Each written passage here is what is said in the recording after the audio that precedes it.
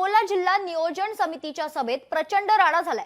भाजप आणि ठाकरेंच्या शिवसेनेत राडा झाल्याची माहिती समोर येते। रणधीर सावरकर, नितीन देशमुख एकमेकांवर धावून गेले होते। दोघांकडून एकमेकांना प्रचंड शिवीगाळ देखील करण्यात आली। तर भर बैठकीत दोन्ही आमदारांनी एकमेकांना शिवीगाळ केल्याचं कळतं।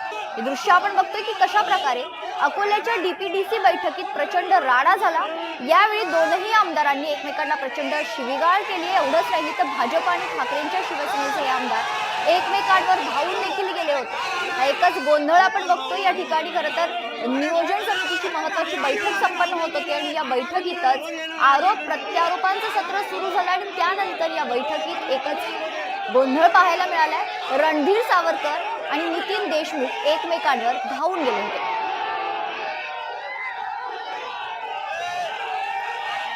या संदर्भात अधिक माहिती जाणून घेऊयात। आमचे प्रतिनिधी अमोल नांदुरकर आपल्या सोबत जोडले गेलेले आहेत। अमोल, काय सविस्तर माहिती आहे? हा एकच राडा आपण बघतोय।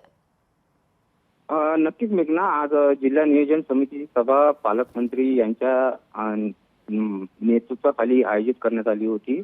मात्र या सभामध्ये भाजपचे आमदार रणधीर सावरकर आणि शिवसेने उबाटा गटाचे आमदार नितीन देशमुख यांच्यात खूप वाद झाला।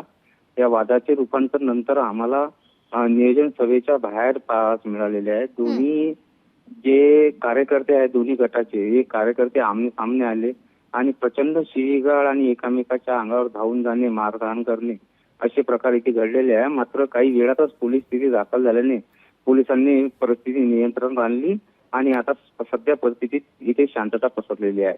मेघना, अमोल, वादाचं नेमकं कारण काय आहे? कशावरून हा वाद खरं तर सुरू झाला आणि ज्याचा रूपांतर खरं तर हे राड्यामध्ये झालंय? नक्कीच मेघना, दलित वस्तीच्या निधीवरून हा वाद निर्माण झाला होता। दलित वस्तीच्या निधीवरून दोन्ही आमदारांनी एकमेकावर टीका केली होती। त्यावरून दोघांमध्ये शाब्दिक चमक झाली।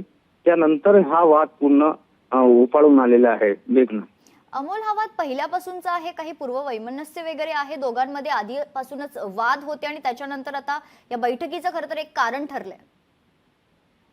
नक्कीच मेघना, आज पहिल्यांदाच जिल्हा नियोजन समितीच्या सभेत एवढा मोठा म्हणजे जो राडा आहे तो पाहायला मिळालेला आहे। या अगोदर असं कोणत्याही प्रकारचा राडा आपल्या शहरातील नियोजन समितीच्या सभेमध्ये झाला नव्हता आणि या अगोदरही दोन्ही आमदारांमध्ये असं काही वाद होताना दिसून नाही आलेला आहे। मेघना, याआधी रणधीर सावरकर आणि नितीन देशमुख कधी कोणत्या कार्यक्रमासाठी एकत्रित आले होते का? त्यांच्या कार्यकर्त्यांमध्ये अशा प्रकारचा काही वाद याआधी झाला होता का अमोल? कारण अचानकपणे हे जे काही दृश्य आपण बघतोय, एकमेकांना शिवीगाळ केली जाते, एकमेकांच्या अंगावर हे लोक धावून जात आहेत, एवढा राग नेमका कोणत्या कारणाने? नक्कीच मेघना, या अगोदरही एका मंचावर दोघं नेते जे दिसलेले आहे। मात्र कसं आहे, यावेळेस जी नियोजन समितीमध्ये राडा झाला त्या सोशल मीडियाच्या बातम्यावरून राडा झालेला आहे। कारण का सोशल मीडियावर एवढी मोठी अफवा पसरलेली आहे का एकामेकाच्या अंगावर धावून गेले, एकामेकाच्या अंगावर मारायला गेले, एकामेकाला शिवीगाळ गेली, अशा प्रकारे हे हल्ला करण्यात आलेला आहे। त्यामुळे येथील कार्यकर्ते जमले होते आणि सर्व कार्यकर्ते लपून होते।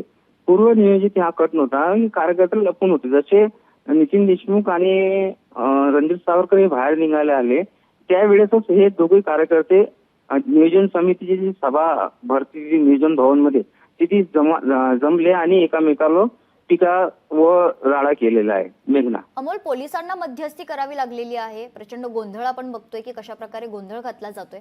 पोलिसांच्या मध्यस्थीनंतर आता सध्या परिस्थिती काय आहे अमोल? नक्कीच मेघना, आता पोलीस बंदोबस्त वाढवण्यात आलेला आहे। नियोजन समितीच्या भवनामध्ये पोलीस बंदोबस्त वाढवण्यात आलेला आहे। आरसीबीची एक तुकडी इकडे दाखल झालेली आहे। एसडीपीओ, ऍडिशनल एसपी इथे दाखल झालेले आहे। आता सध्याच्या परिस्थितीत नियंत्रणात आहे। मेघना, निश्चित धन्यवाद अमोल, आपण दिलेल्या सविस्तर माहितीसाठी। तर अकोल्याच्या डीपीडीसी बैठकीत एकच राडा झाल्याचं पाहायला मिळतंय। भाजप आणि ठाकरेंच्या शिवसेनेत एकच गोंधळ झालेला आहे। दोनही आमदार एकमेकांच्या अंगावर धावून गेले। एवढंच नाही तर शिवीगाळ देखील करण्यात आली आहे।